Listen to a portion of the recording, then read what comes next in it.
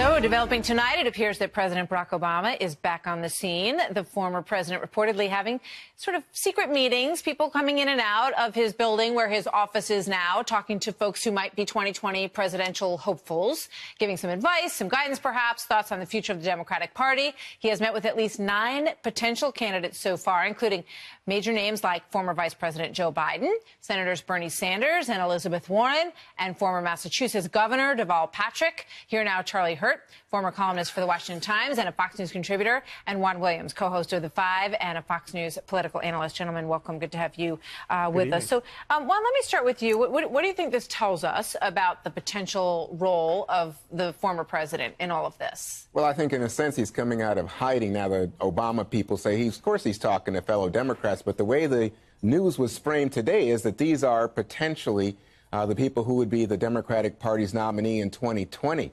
I think the key here is that maybe the president is operating in that way, Martha, but he doesn't want it to be the case that people perceive that the establishment, the Democratic Party establishment, is picking the candidate. That hasn't worked for them in these Democratic primaries this year, leading up to the midterms, and it would seem like a heavy hand. Remember, they picked Hillary Clinton last time. Yeah, I mean, it's understandable that the former president would want to have these meetings, you know, sort of off the radar. I couldn't help but think about all the people coming in and out of Trump Tower and how different these two men are. Not that the situations are that similar, but everyone remembers those moments, the video. We're going to see it in a second, I promise.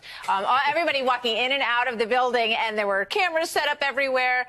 Charlie, very different men in how they go about their politics. Indeed. Trump likes a show.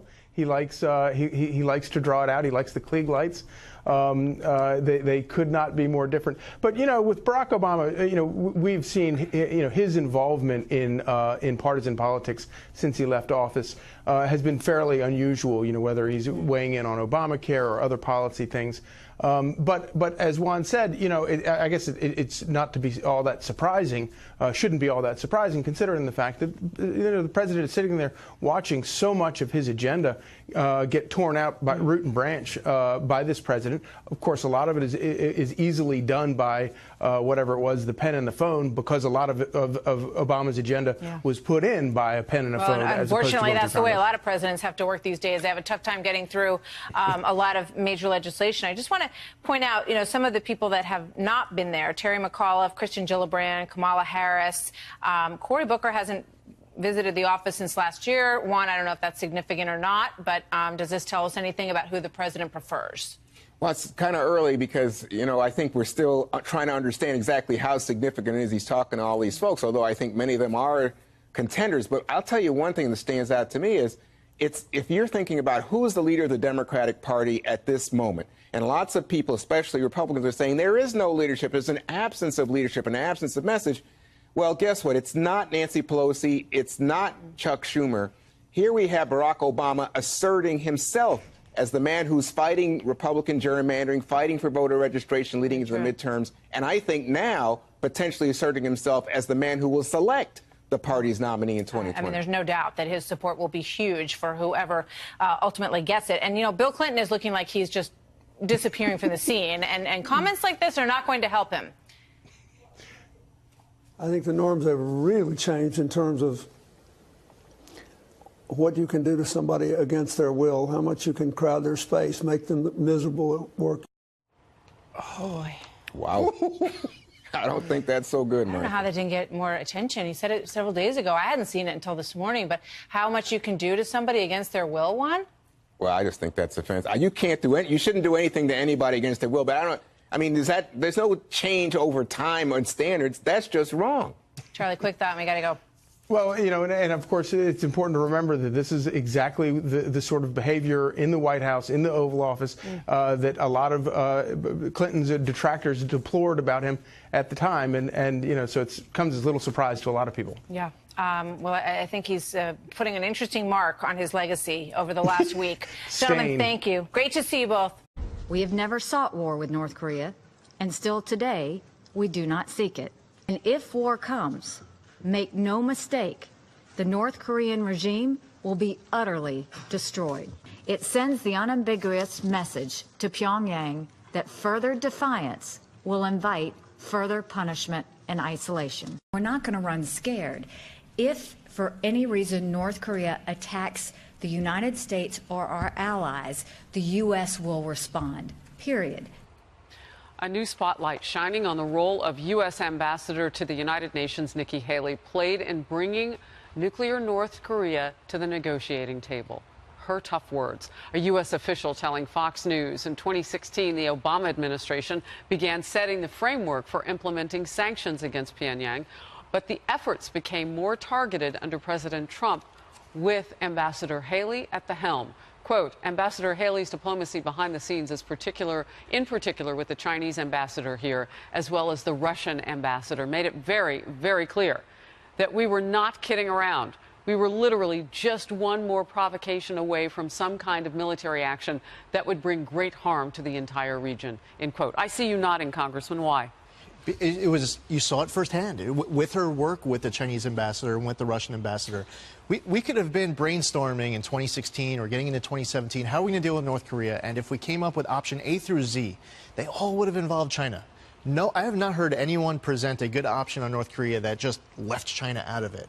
So her effort, not just in supporting President Trump and the administration, letting North Korea know that the military option is real, it was also important to let the Chinese know that the military option was real, because China doesn't want to see military conflict right next to their nation either. So it got them engaged, the Russians got engaged, and then all of a sudden a unanimous vote comes, effectively cutting off over 1/3 North Korean exports, and North Korea, they're already having trouble with their math and their fiscal situation. That was pretty significant, what she was getting done at the UN while President Trump was showing Kim Jong-un the military option was real. So in addition to her words, Morgan, supporters of Nikki Haley's have said that, supporters of the way she does her job have said that it's also the consistency with her, that she doesn't break from her tone, from her mission, if you will. So, I mean, count me like fan number one in the Nikki Haley. Are you a fangirl? Yeah, I'm a total fangirl. I mean, I'm such a nerd that UN ambassador is my dream job. So if the president's watching when she's done.